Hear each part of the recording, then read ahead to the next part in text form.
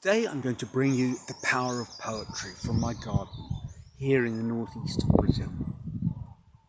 Your life is your life. Don't let it be clubbed into dank submission. If you're going to try, go all the way. Otherwise, don't even start. Now, I make no claims to be the world's greatest reader or reciter of poetry. I'm an armchair philosopher, part-time artist, hardly an actor. But those lines have really been haunting me the last few days. I came across them not for the first time. I read them, listen to them often on the internet. Now the opening lines from two Charles Bukowski poems, The Laughing Heart and Roll the Dice. And they are part of a performance on YouTube, a very powerful performance by Tom O'Bedlam. Tom O'Bedlam is the pseudonym, moniker of a, I suspect, English actor. It sounds like he is. No one really knows. A Google search wasn't much help, but at any rate, he's an actor who's really brought the poetry of Charles Bukowski to life. And maybe Charles Bukowski isn't the greatest poet in history, America's finest 20th century poet. Probably not. It is, however, not hard to make the claim that he is the most popular amongst YouTube content creators. Because boy oh boy are there a lot of videos, short films featuring recitals of his poetry. And those two poems, I think they're fantastic.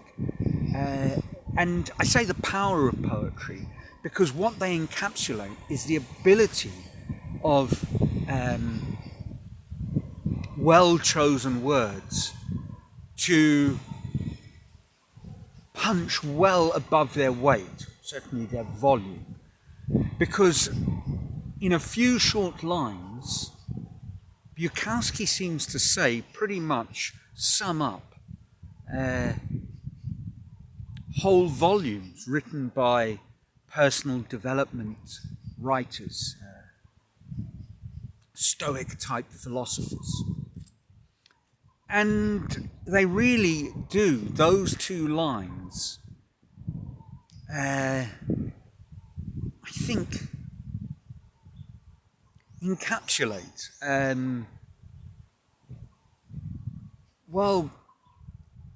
how I want to live my life. I think, however, they are perhaps, certainly in the murky world of YouTube, I don't want to say they're misrepresented. I don't think that's true. Or,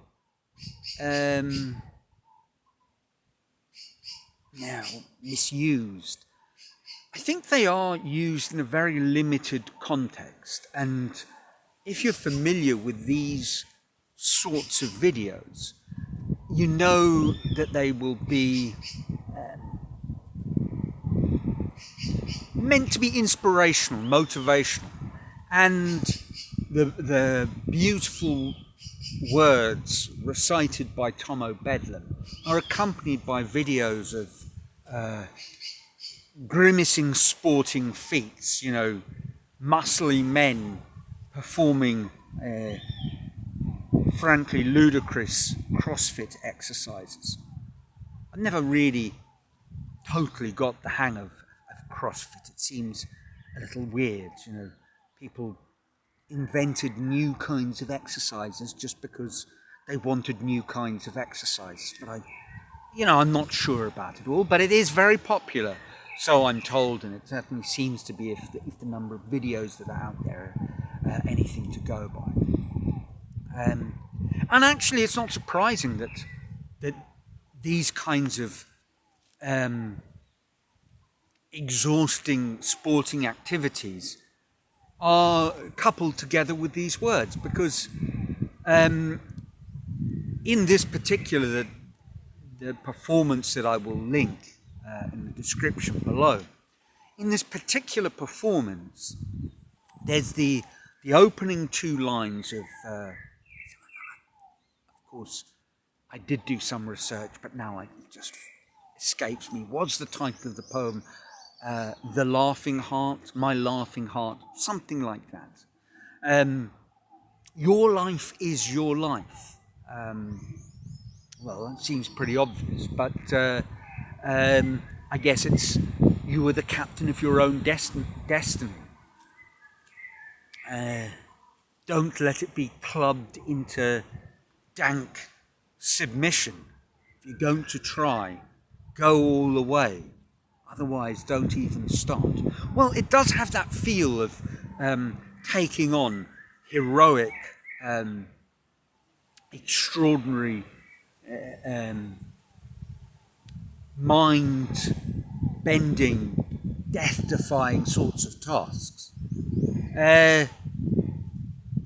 But actually, I think that kind of undersells it. It's advice for literally everything you do.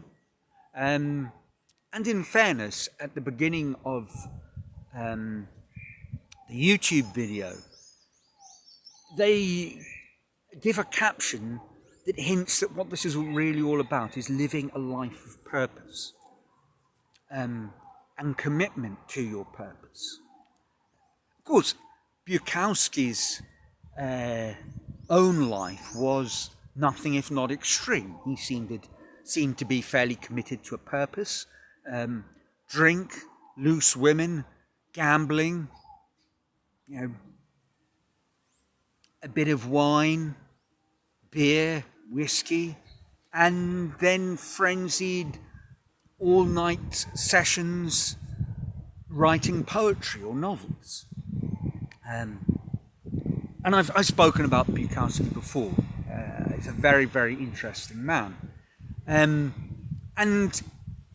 in the performance, the first couple of lines are from The Laughing Heart, but it is then a recital of Roll the Dice, which begins, as I said, if you're going to try, go all the way. Otherwise, don't even start. And he says you might lose your girlfriends, wives, relatives. You might even lose your mind. Just do it, whatever it takes. He doesn't say that. He says, do it. And you might end up in prison. Whatever. He gives a catalogue of terrible things that you must be willing to sacrifice in the name of this thing that you're going to try, that you're going to do. And he says that